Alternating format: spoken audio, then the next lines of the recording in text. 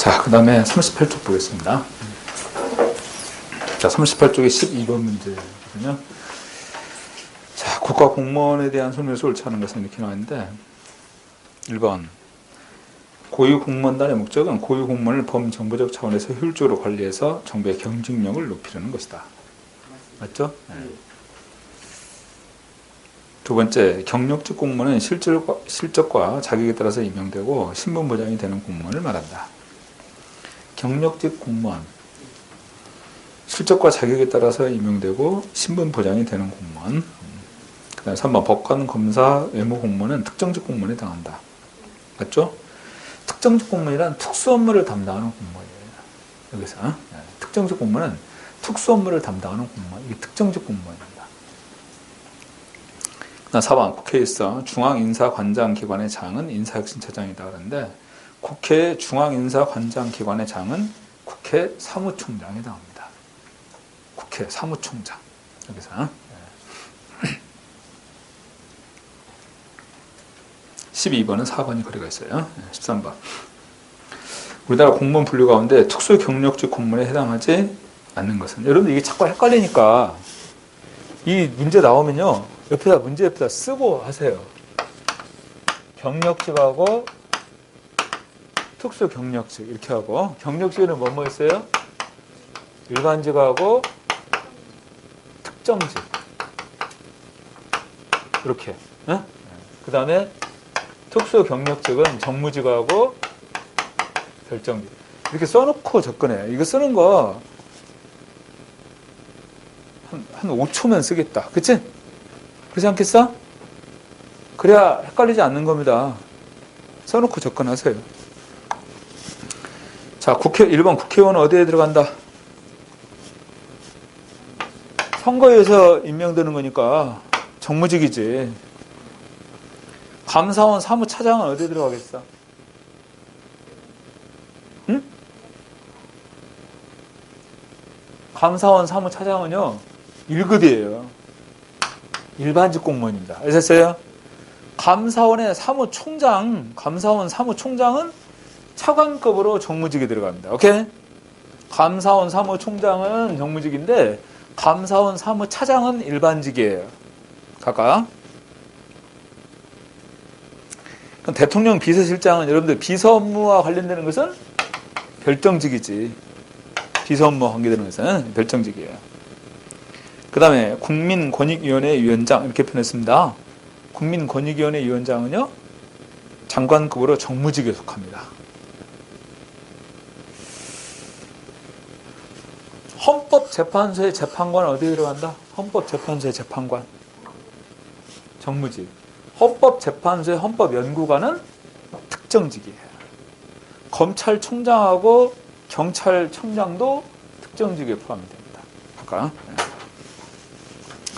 자, 13번에서 특수경력직 공무원에 해당하지 않는 경우, 정답? 특수경력직 공무원에 해당하지 않는 경우. 여기 들어가야겠지? 일반직하고 특정직에. 정답은 2번이 되겠네요. 자, 14번. 개방형과 폐쇄형 인사제도의 설명에서 옳은 겁니다. 1번. 개방형은 재직자의 승진 기회가 많고 경력 발전의 기회가 많다. 폐쇄형이죠? 재직자 승진 기회가 많은 것은 2번. 폐쇄형은 조직에 대한 소속감이 높고 공무원 사기가 높다. 맞죠? 3번. 개방형은 공무원의 신분 보장이 강화됨으로써 행정의 안정성을 유지할 수 있다. 신분 보장이 강화되고 행정의 안정성을 유지하는 것은 폐쇄형입니다. 4번. 폐쇄형은 국민 요구에 민감하게 대응하며, 국민 요구에 민감하게 대응할 수 있는 건 개방형이겠지. 그지? 개방형이고 행정에 대한 민주 통제가 보다 용이하다. 개방형일 때. 네? 14번에서는 2번이 맞는 표현입니다. 나머지는 전부 다 반대로 표현됐어요. 그리고 아까 언급했던 것처럼 리더의 리더십이 강화되는 것은 개방형이라고 했습니다. 리더의 리더십이 강화되는 것은 개방형의 특징을 표현한다. 그래서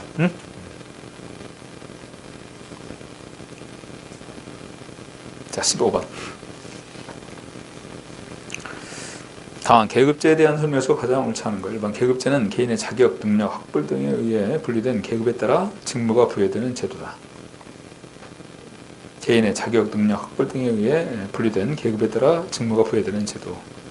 두 번째, 계급제는 정책인 민주화가 꽃을 피우기 훨씬 전부터 국가체제를 유지하기 위한 공직분리체계의 기본 틀로 형성되었던 것이다. 계급제라는 거, 계급사회가 형성되면서 이런 것들이 나타나기 시작했을 거 아니겠어요. 그죠? 계급사회, 신분사회가 형성되면서부터. 그 다음에 3번, 사회의 수평적 분화가 이루어지고 산업사회가 고도화됨에 따라서 많은 나라가 계급제의 골격을 유지하면서 직위분리제를 도입하고 있다. 그런데 계급제는 계급만 구분하고 있는 거지? 계급제는 계급만 구분하고 있고 직무 구분은 하지 않습니다. 그죠? 직무 구분은 하지 않는 거예요. 그래서 4대 계급으로 나눴단 말이야. 그런데 지금 여기서 3번 지문에 사회 수평적 분화가 이루어지면서 산업사회가 고도화되고 많은 나라가 직위분리제를 도입하고 있다는 거예요. 왜냐하면 직위분리제 요소라고 하는 것은 이렇게 직무가 구분되잖아요. 각각. 그래서 이와 같이 사회 수평적 분화에 대응할 수 있다. 그런 얘기지. 그치? 4번 계급제는 직위분리제에 비해서 분류 구조와 보수체계가 복잡하고 융통성이 적어서 그 활용성이 떨어진다는 단점이 있다. 여러분들 계급제하고 직위분리제 가운데서 분류 구조하고 보수체계가 복잡하고 융통성이 적어서 어떤 특징이에요? 직위분리제의 특징이 돼야죠. 계급제는 계급만 구분한다고 그랬잖아. 직위분리제는 직무도 전부 다 구분하고 있으니까. 분류 구조와 보수체계가 복잡하고 융통성이 상대로 적다는 거야. 세분화시켜 놨으니까. 자, 15번에서는 4번이 틀렸습니다. 4번이. 그래서 계급제는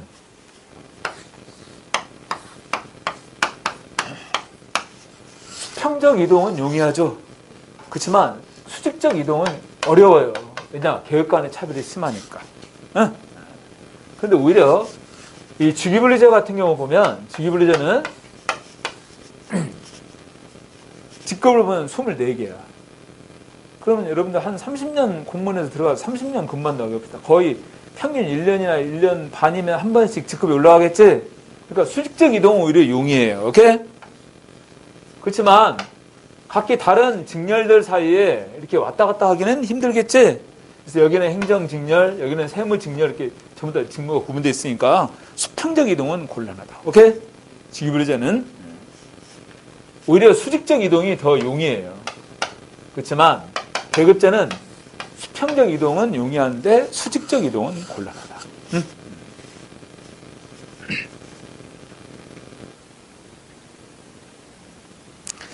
자, 15번에서 옳지 않은 것은 정답이 4번이 틀렸습니다.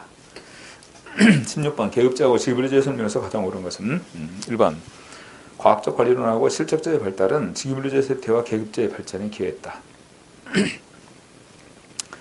미국에서 과학적 관리론하고 실적자가 발달하게 되는 것은요, 직위분리제의 발전에 기여한 것이죠. 여러분들 직위분리제는 미국을 중심으로 해서 발전되어 온 제도예요. 오케이? 직위분리제라고 하는 것은. 그래서 이러한 과학적 관리론하고 실적자의 발달이 바로 직위분리제의 발전에 기여했다. 이렇게 표현할 수 있는 것이고. 2번. 우리나라 국가공무원법에는 직위분리제의 주요 구성 요소인 직위, 직군, 직렬, 직류, 직급 등이 제시되어 있다. 국가공무원법에 보면 이런 내용들이 개념 정의를 해놓고 있어요. 각각. 3번 직위분리제는 공무원 개인의 능력이나 자격을 기준으로 공직분리 체계를 형성하게 되는 것이다. 공무원 개인의 능력이나 자격을 기준으로 공직분리가 이루어지는 것은 계급제의 특징이지. 그럼 직위분리제는 그러면 뭘 기준으로 합니까? 공직분리가 직무를 중심으로 분리되는 거죠. 직무, 담당하는 직무. 응? 그렇지만 계급제에서는 공무원 개인의 능력이나 자격을 기준으로 공직분리가 이루어지는 것이 계급제의 특징이에요. 4번. 계급제하고 직위분리제는 절대 양립 불가능하고 우리나라는 계급제를 기반으로 하고 있다. 우리나라는 계급제를 기반으로 하면서 직위분리제 요소를 가미시키고 있죠. 그래서 대부분의 경우 계급제하고 직위분리제 이 제도들이 저렇게 조화를 이루고 있다. 이렇게 볼 수 있어요. 그럼 모든 제도가 다 마찬가지잖아. 사회 내에서 시행되고 있는 그 제도라는 것은 절충이 많이 이루어진단 말이에요. 왜? 어느 한 제도에 있어 각각의 장점이나 단점들이 나타나게 되니까 이렇게 절충을 해가지고 조화를 이루는 이런 관점이란 말이죠. 계급제, 직위분리제도 마찬가지입니다. 그것은. 자, 16번에서 옳은 것은 정답이 2번이에요. 자, 17번. 직위분리제의 설명에서 옳은 거. 1번. 전문가보다는 일반 행정가를 선호한다. 직위분리제는 전문가죠. 2번. 상하위직 간의 계급의식이나 위화감이 크다. 계급제는 4대 계급으로 구분되어 있잖아. 그러다 보니까 상하위직 간의 계급의식이나 위화감이 굉장히 크게 나타나는 거죠. 계급 간의 차별이 심해요. 3번. 인사관리의 탄력성과 신축성을 확보하기가 어렵다. 직위분리제에서는 세분화되어 있으니까. 하지만 계급제는 용이하죠. 이런 면에서는 인사관리의 탄력성이나 신축성을 확보하기가 용이합니다. 그리고 계급제는 직무 구분이 없잖아. 직무 구분이 없다는 것이 인사관리의 탄력성과 신축성을 기대하기가 쉬워요. 4번. 조직 개편이나 직무 폐지 시에 신분 불안의 우려가 없다. 조직 개편이나 직무가 폐지되면 공무원도 같이 그만둬야 됩니다. 그러니까 직위분리제에서는 신분 보장이 안 되는 거죠. 계급제에서는 엄격한 신분 보장이 이루어지고. 자, 17번에서 옳은 것. 그런다면 정답은 3번입니다. 18번. 다음 표의 빈칸 A, B, C, D에 적합한 내용들끼리 가장 잘 배열한 것은 이렇게 나왔는데, 자, 여기 보니까 계급제하고 직위분리제 이렇게 비교해 놓고 있습니다. 자, 행정에 전문화는 직위분리제의 특징이죠. 그 다음에 인사권자 리더십이, 자, 계급제는 폐쇄형이야. 직위분리제는 개방형이죠. 인사권자 리더십이 강한 것은 뭐야? 직위분리제겠죠. 개방형이니까. 그리고 상대적으로 계급제는 인사권자 리더십이 약하다. 이렇게 볼 수 있는 거지? 폐쇄형이니까. 그래서 인사권자 리더십이 강한 것은 직위분리제고 약한 것은 계급제입니다. 그 다음에 제도 유지 비용은 직위분리제가 훨씬 비용이 많이 들어가요. 왜냐하면 이렇게 세분화해서 관리하니까 그런 거죠. 그 다음에 직무 수행에 있어 형평성 이렇게 표현했는데, 여러분들 계급제는 공직자, 개인, 다시 말해 사람을 기준으로 공직을 분류하는 것을 말합니다. 근데 직위분리제는 직무를 중심으로 공직 분리가 이루어지는 거죠. 그렇다면 직무 수행에 있어 형평성을 기할 수 있는 건 뭐냐? 바로 직위분리제입니다. 그리고 직위분리제는 보수가 직무급이에요. 계급제는 생활급입니다. 생활급이라는 것은 경력을 중시하죠. 직위분리제는 담당하는 직무를 중심으로 하고 있습니다. 직무급은. 오케이? 생활급은 경력을 기준으로 하고 있지만 직무급은 담당하는 직무를 중심으로 하고 있다. 이런 얘기예요. 그래서 직무 수행의 형평성이 높은 것은 직무급이 되겠지? 그래서 직위분리제가 직무 수행의 형평성이 높다. 계급제는 형평성이 낮고 각각. 그럼 여기서 이 A, B, C, D 내용하고 맞게 연결된 것은 1번이 가장 적절하겠다. 그치? 네.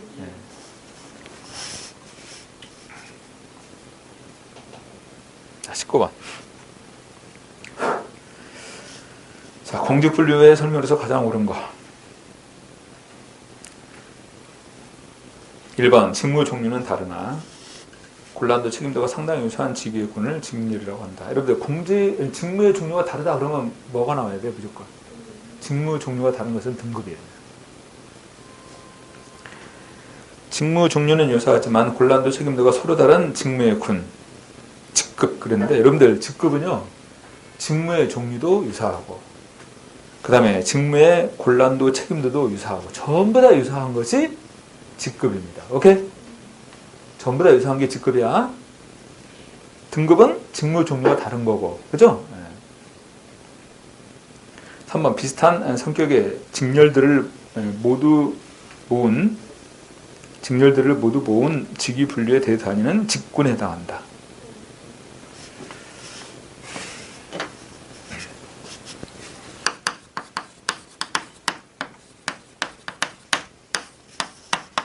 방금 얘기했던 것처럼 등급은 직무 종류가 다른 것 이렇게 나오면 무조건 등급이에요. 직급은 전부 다 유사하다고 그랬어. 여기는 직무의 종류, 직무의 곤란도, 책임도 전부 다 유사한 게 직급이에요.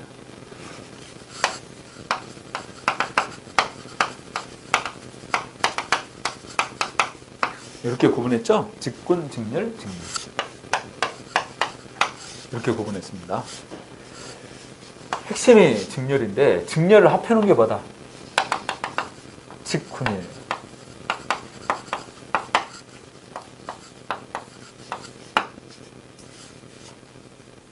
그래서 직군은 직렬의 군 이렇게 표현합니다. 오케이? 직렬을 세분화시킨 것은 뭐다? 직류예요. 그래서 직류를 설명할 때는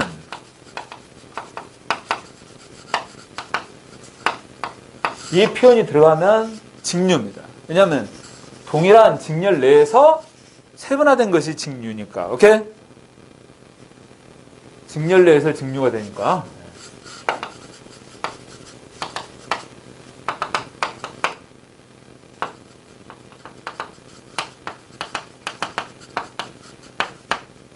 그래서 이렇게 표현해요. 동일한 직렬 내에서 담당 분야가 동일한 직무의 군 이렇게 표현합니다. 응? 동일한 직렬 내에서 담당 분야가 동일한 직무의 군 이것을 직류.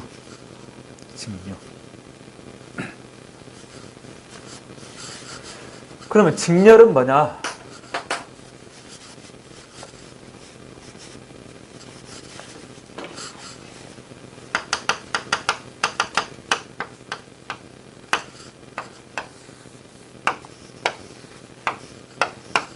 자, 세무 직렬 표현할 때 세무서기보, 세무서기, 세무주사보, 세무주사 이런 것들을 합해서 세무 직렬이 된다고 그랬지?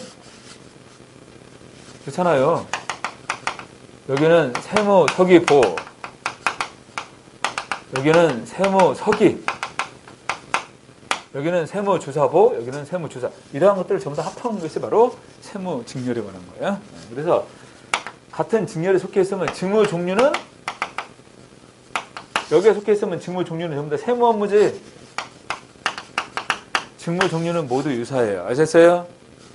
그런데 이걸 합해 놓은 거야. 이거 하나는 뭐예요? 직급이잖아. 곤란도, 책임도가 다른 뭘 합해놨다? 직급을 합해놨다. 이게 직렬이 됩니다. 어? 직무 종류는 유사하고 곤란도 책임도가 다른 직급의 군 이게 바로 직렬이다. 어? 여기.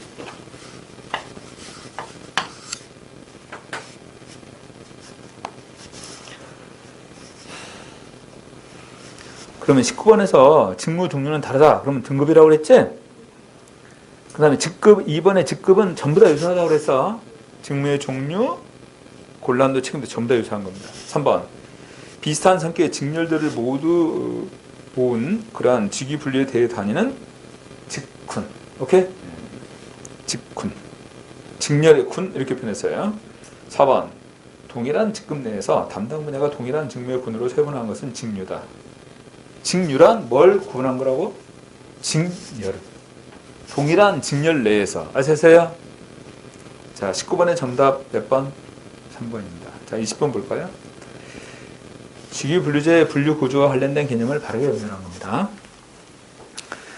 한 사람의 공무원에 부여할 수 있는 직무와 책임을 뭐라고 한다? 직위. 직무 종류는 다르지만 볼 것도 없이 뭐야? 등급이야. 직무 종류가 다르면. 그러니까 직렬 내에서 담당 분야가 동일한 직무의 군. 직렬 내에서 이렇게 나오면 직류. 그 다음 릴. 직무의 종류가 유사한 직렬의 군. 직렬을 합해놓은 것은 뭐고? 직군이고. 이렇게 정리를 합니다. 직렬의 군. 어? 그 다음에 동일한 직렬 내에서 그러면 직류. 직렬은 요것이 직렬이라고 그랬지? 직무 종류가 유사하고 곤란도 책임도가 상이한 직급의 군. 오케이? 20번의 정답 몇 번? 1번이 됩니다. 1번이. 근데요, 여기서 여러분들이 기억해야 될 핵심은 직렬이에요. 요거. 어? 그리고 이 그림을 항상 생각해요. 요것은. 직렬. 응?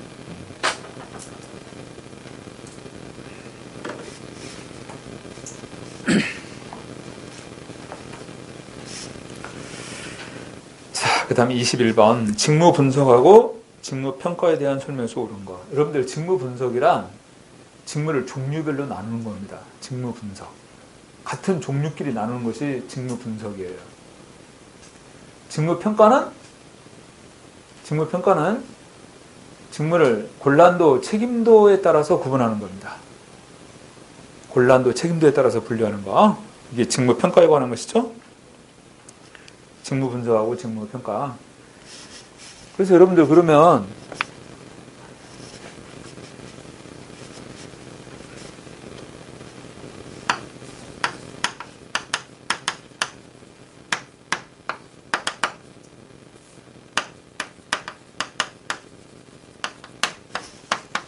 직무의 종류별로 나눈다고 그랬어. 여기에 뭐가 들어가?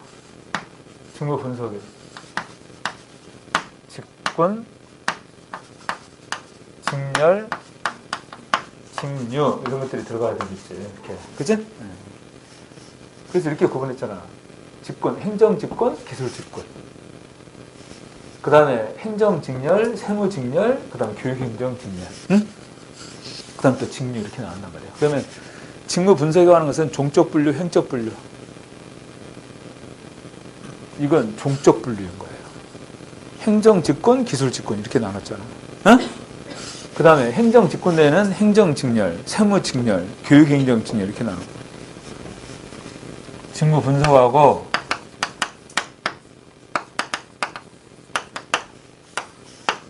직무 평가 있죠? 직무 평가는 담당하는 직무의 곤란도와 책임도에 따라 분류한다. 이런 얘기야. 어?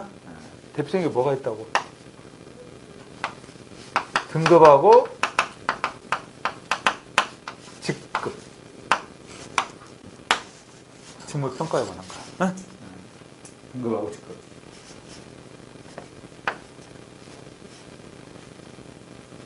여러분들 세무조사, 세무조사부 여기가 6급, 7급, 8급, 9급 이렇게 돼요. 이렇게 나눠지는 것이 여기서 말하는 등급이고 직급이에요. 이 직무 평가에 따라서 이렇게 나눠지는 거니까. 어? 여기는 6급, 7급, 8급, 9급 이게 등급이에요. 오케이? 요건 뭐야? 직급에 관한 것들이잖아. 어? 이건 담당하는 직무의 곤란도, 책임도에 따라 구분하는 거잖아. 이렇게. 어? 이건 행적인 분류에 해당되는 거예요. 이것은.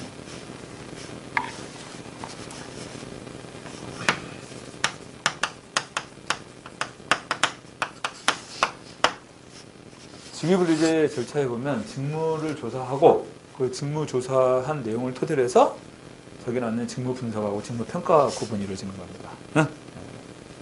직무를 조사해서.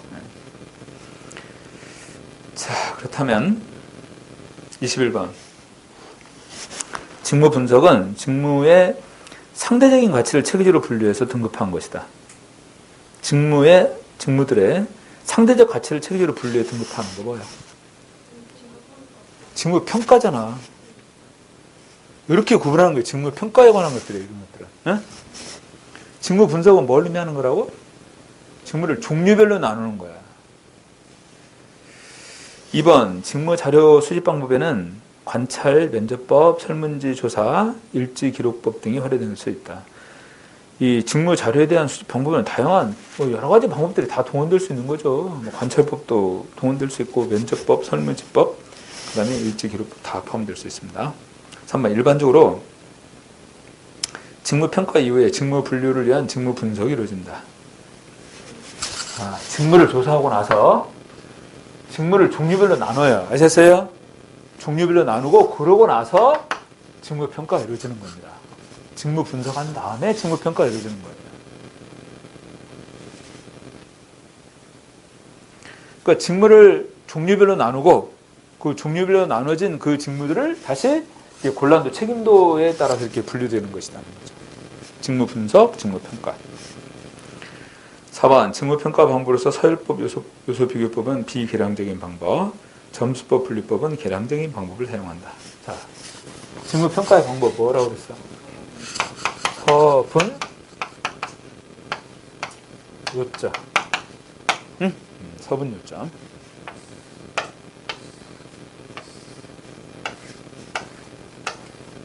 내가 이걸 이렇게 구분하고 여기를 이렇게 기억하라고 그랬어. 비계량적 이렇게 기억하라고 그랬지? 비계량적. 그럼 여기는 비계량이고 여기는 계량이에요. 어?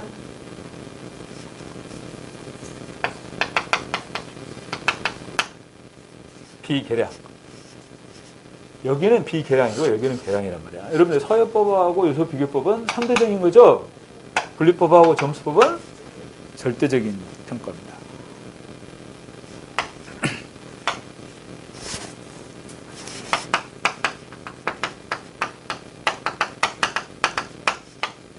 분류법은 서열법, 분류법, 요소비교법, 점수법 네 가지. 분류법은 등급 기준표를 마련하는 겁니다. 제일 중요한 것은. 점수법은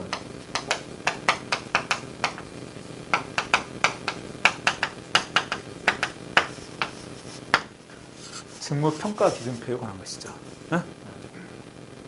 점수법은 직무평가 기준표.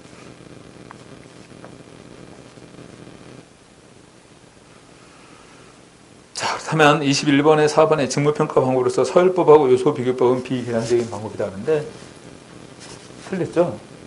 서열법하고 분류법이 비계량적이고 그 다음에 요소비교법하고 점수법은 계량적인 겁니다. 자, 21번의 정답은 2번이 되겠죠? 옳은 것이니까. 자, 22번. 직무평가 방법의 설명에서 가장 옳지 않은 것.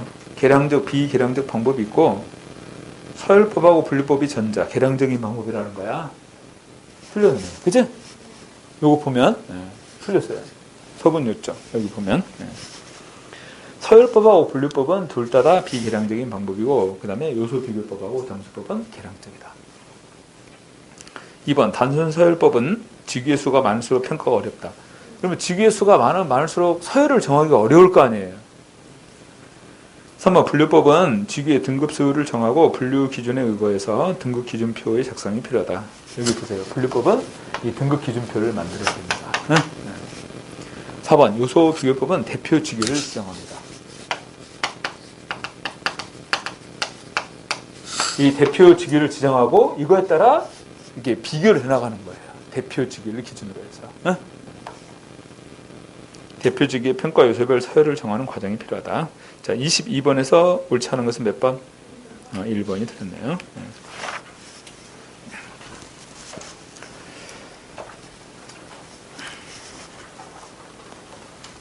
자, 23번에 보니까 직무평가 방법 가운데 점수법에 대한 설명에서 가장 옳은 것은 이렇게 나와 있어요. 점수법. 1번 직무 전체를 종합적으로 판단해서 미리 정해놓은 등급 기준표와 비교하면서 등급을 결정한다. 자, 등급 기준표가 나오면 뭐야? 분류법이에요. 이 등급 기준표를 만들어 놓고 이 등급 기준표와 비교하면서 등급을 결정한다. 두 번째, 대표가 될 만한 직무들을 선정해서 기준 직무를 정해놓고 기준 직무가 이걸 바탕으로 하는 것이 바로 대표 직위입니다. 아시겠어요? 기준 직무 또는 대표 직위 이걸 정해놓고 각 요소별로 평가할 직무와 기준 직무를 비교하면서 점수를 부여한다. 오케이? 이거 뭐다? 요소 비교법이에요. 3번 비계량적인 방법을 통해서 직무 기술서의 정보를 검토한 후 직무 상호간의 직무 전체의 중요도를 종합적으로 비교해간다. 직무 상호간의 직무 전체의 중요도를 종합적으로 비교한다. 그래서 직무 상호간의 직무 전체의 중요도에 따라서 서열을 정하는 거죠. 서열을.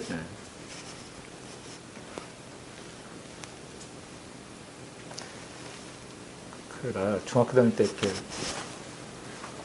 참 지금 생각해보면 참 황당한 방법이었는데 처음에 이제 반 올라가면요 번호를 정해야 될 거 아니야. 그럼 제일 제가 서게 해요 학생들을. 키 순서대로 번호를 정해. 그러니까 이제 선생님이 야 너 이쪽으로 와 이쪽으로 가 이런 식으로 해가지고 키 순서가 쭉 정해지면 그거에 따라서 번호를 정하는 거야.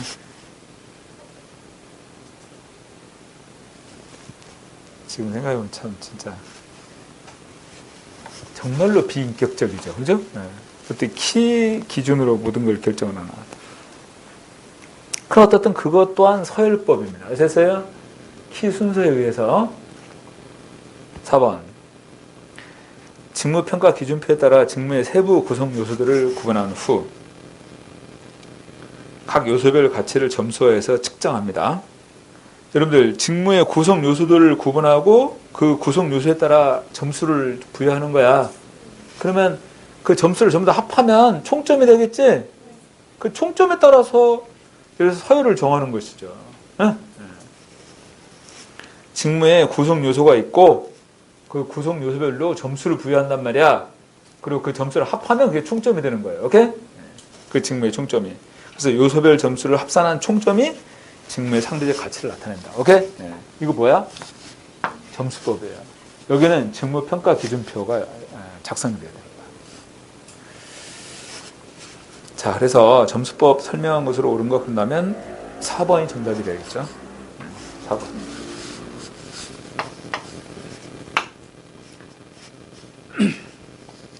일단 각 직무에 구성 요소가 있고 그 구성 요소에 따른 점수를 부여해서 전부 다 합산하면 총점이 나온다는 거예요.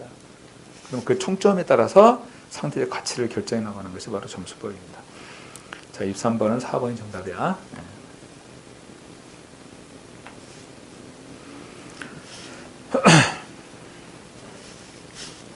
자, 24번. 우리나라 고유공무원 제도, 고유공무원단 제도의 운영의 효과에 대한 설명에서 옳지 않은 거 이렇게 나왔는데, 고유공무원단은 성과 평가를 통해서 책임을 묻죠. 또 개방을 통한 경쟁을 유도하게 됩니다. 각각 성과 평가를 통해서 책임을 묻고 개방을 통한 경쟁을 유도하는 것. 고유공무원단. 여러분들 이 고유공무원은 국가공무원에만 이 제도가 도입되어 있습니다. 그러니까 고유공무원단은 지방공무원이 여기 편입되지 않습니다. 그리고 지방공무원에는 이 제도가 도입되어 있지 않아요. 자, 감사원 소속 공무원도 고유공무원단에 포함되지 않습니다. 감사원 소속 공무원도. 그 다음에 지방직 공무원도 포함이 안 되고 정무직도 여기에 해당이 안 되죠. 정무직도. 그래서 고유공무원단에 속해 있는 공무원들은 국가공무원이면서 1급, 2급, 3급에 해당되는 이런 공무원들이 바로 이 고유공무원단에 포함이 되는 겁니다. 이게. 근데 감사원 소속 공무원은 이 고유공무원단에 속하지 않는다. 여러분들 감사원 소속 공무원도 여기에 포함돼서 같이 인사가 이루어지고 왔다 갔다 교류가 이루어지고 이러면 감사하기 힘들어지잖아요. 그렇지 않겠습니까? 그래서 감사원 소속 공무원은 여기에 포함이 되지 않습니다. 자, 1번. 자, 옳지 않은 거예요. 민간 전문가의 고위직 임용 가능성이 증가했다. 여러분들 이 고유공무원단에 보면 27번 보세요. 27번에 나와 있는 처럼 개방형 직위 있죠? 고유공무원에 속해 있는 직위야. 그다음에 공모직위도 있죠? 개방형 직위는 외부 전문가를 영입해서 임명할 수 있습니다. 오케이? 외부 전문가를 영입해서 임명할 수 있다는 거야. 근데 1번에 보면 경력 개방형 직위라는 게 나와 있죠? 경력 개방형 직위는 개방형 직위 가운데 꼭 민간의 전문가를 영입해서 임명해야 될 직위가 경력 개방형 직위입니다. 여기는 반드시 민간 전문가를 영입해서 임명해야 돼요. 경력 개방형 직위는. 근데 일반 개방형 직위는 공무원이 임명될 수도 있고 민간 전문가가 임명될 수도 있고. 아셨어?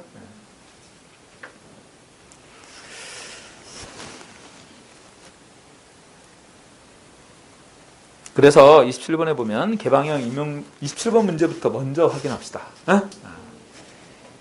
개방형 임용제도의 설명에서 옳잖아. 1번 경력 개방형 직위제도는 공무원과 민간인이 경쟁에서 최적임자를 선발한다. 이것은 개방형 직위를 말하는 거예요. 그리고 경력 개방형 직위는 반드시 민간 전문가를 영입해서 임명해야 되는 직위. 2번 개방형 직위는 고유공무원단이나 과장급 직위 총수의 20% 범위에서 시정하고 있고 3번 공무원이 개방형 직위나 공모직위를 통해서 임용된 경우 공이 임용기간 만료 후 원소속으로 복귀가 가능하다. 그렇죠? 그럼 원소속은 어디예요? 개방형 직위나 공모직위를 통해 임명된 경우 공이 임기 만료 후 원소속으로 복귀한다. 원소속은 고유공무원단에 속해 있는 게 원소속이죠. 그렇잖아. 그러니까 고유공무원단 소속으로 돌아온다 그 말이야. 계약기간이 끝나면. 그리고 또 다른 데로 내려가요. 아셨어요? 4번 공모직위 제도는 타 부처 공무원들과의 경쟁을 통해서 최적임자를 선발하는 제도로 경력직 고위 공무원단 직위수의 30% 범위에서 지정하고 있습니다. 그래서 개방형 직위는 20% 내에서, 공모직위는 30% 내에서 이렇게 각각 직위를 지정합니다. 나머지는 자율 공모죠. 장관에. 27번에서 옳지 않은 거 몇 번? 1번이에요. 자, 그렇다면 24번으로 다시 돌아와서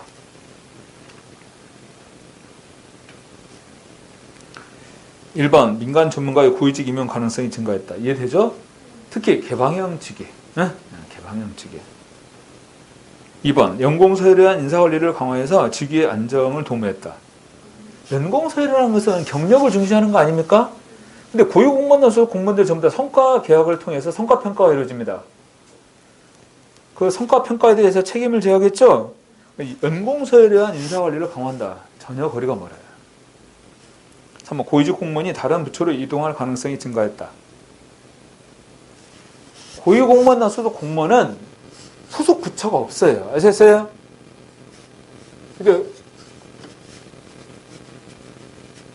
고위공무원이나 소속 공무원은 소속 부처가 없다.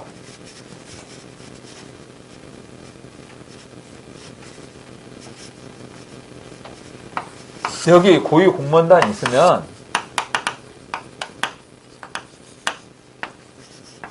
아까 얘기했던 것처럼 여기 있는 공무원들이 여기 기획재정부, 교육부, 여기는 국토교통부 그러면 이렇게 내려가서 장관하고 계약을 체결하고 여기서 일을 하는 거야. 그리고 계약 기간이 끝나면 다시 이쪽으로 돌아오는 거 이렇게. 자, 여기 기획재정부에서 일했던 이 친구가 돌아와서 다시 국토교통부 이렇게 내려갈 수 있어요. 소속 부처가 없으니까 왔다 갔다 하면서 다양한 업무를 경험한다는 거죠. 그래서 3번 고위직 공무원이 다른 부처로 이동할 가능성이 증가한 겁니다. 소속 부처가 없으니까요. 4번 공무원 개개인의 능력 발전과 성과 관리의 중요성이 더욱 커졌다. 맞죠? 24번에서는 그래서 2번이 틀렸어요. 이렇게 고위직 공무원이 다른 부처로 이동할 가능성이 증가한다면 부처 간의 업무 협조가 용이하게 이루어질 수 있겠지? 각 부처 간의 할거지 이런 거 깨질 수 있잖아. 왔다 갔다 하니까 업무 협조도 이루어지고. 그래서 24번에서 옳지 않은 것은 몇 번? 2번이 틀렸습니다. 연공서열은 이 고위 공무원은 저도 도입 이전에 나타난 특징이었지. 자, 25번. 국가공무법상 우리나라 인사제도의 혈면에서 옳지 않은 거. 1번. 인사혁신처장은 고위공무원단에 속하는 공무원이 갖춰야 될 능력과 자질을 설정하고 이를 기준으로 고위공무원단 직위에 임용되려는 자를 평가해서 신규 채용과 승진 임용 등 인사관리에 활용할 수 있다. 맞죠? 그 다음에 2번. 국가공무원은 경력직 공무원하고 특수경력직 공무원을 구분하고 경력직은 다시 일반직하고 특정직으로 나뉜다. 맞나요? 조졌네. 아까 정리했던 거.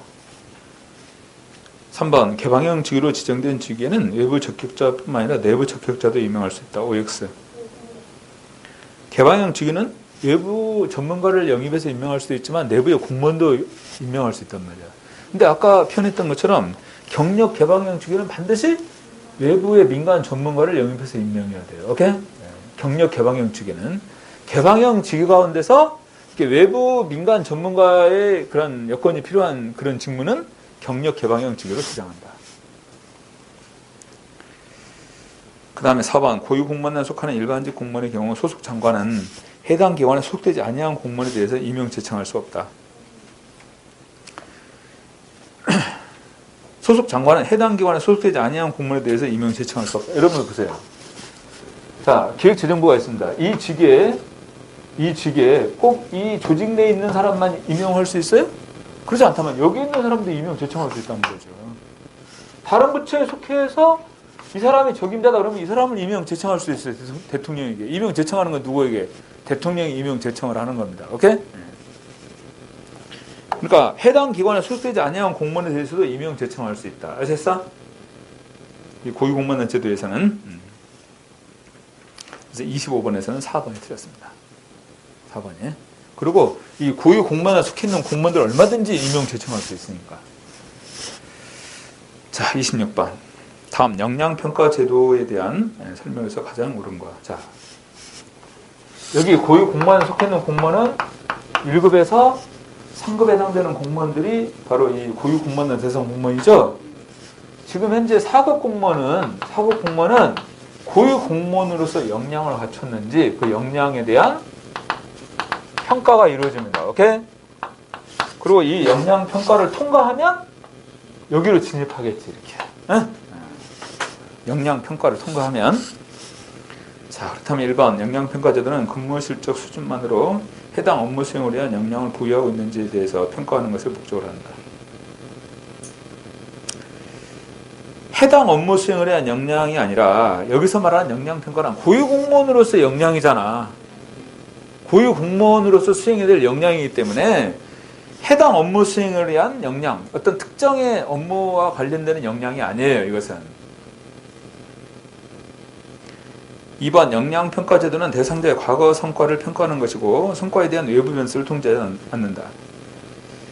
이 사람이 고유 공무원이 됐을 때 과연 정책을 제대로 수립해서 시행할 수 있는지, 이건 미래의 잠재력에 대한 평가겠지. 네? 고유 공무원으로서 미래의 잠재력에 대한 평가인 것이지 과거 성과를 평가하는 것이 아니에요. 그리고 성과에 대해서는 외부 변수를 통제함으로써 그 사람이 낸 성과, 그 사람이 이루어낸 성과, 이걸 정확하게 측정할 수 있다는 거예요. 외부 변수 통제를 통해서. 그래서 역량평가 제도는 대상자의 미래 잠재력을 측정하는 것이고 성과에 대한 외부 변수를 통제한다. 오케이? 그래야만이 그 사람의 정확한 성과에 대한 평가가 이루어지는 거니까. 3번 역량평가 제도는 구조화된 모의 상황을 설정한 뒤 현실적인 직무 상황에 근거한 행동을 관찰해 평가하는 방식이다. 3번이 정답이에요. 오케이? 4번 역량평가는 한 개의 실행 과제만을 활용해서 평가하는 게 아니라 다양한 역량을 측정하게 됩니다. 여기서 한 개의 실행 과제만이 아니라 문제에 대한 인식, 또 전략적인 사고, 그 다음에 변화에 대한 대응, 고객의 만족, 이렇게 여러 가지의 역량에 대한 평가가 바로 이 고유 공무원 진입을 위한 역량평가 제도에서 평가해준다. 한 개의 실행 과제, 이건 거리가 있죠. 자, 26번에서 가장 옳은 것은 몇 번? 3번입니다. 27번 아까 풀었죠? 자, 오늘 여기까지 전체 마무리하겠습니다. 그리고 지금 오늘이 4주차인가?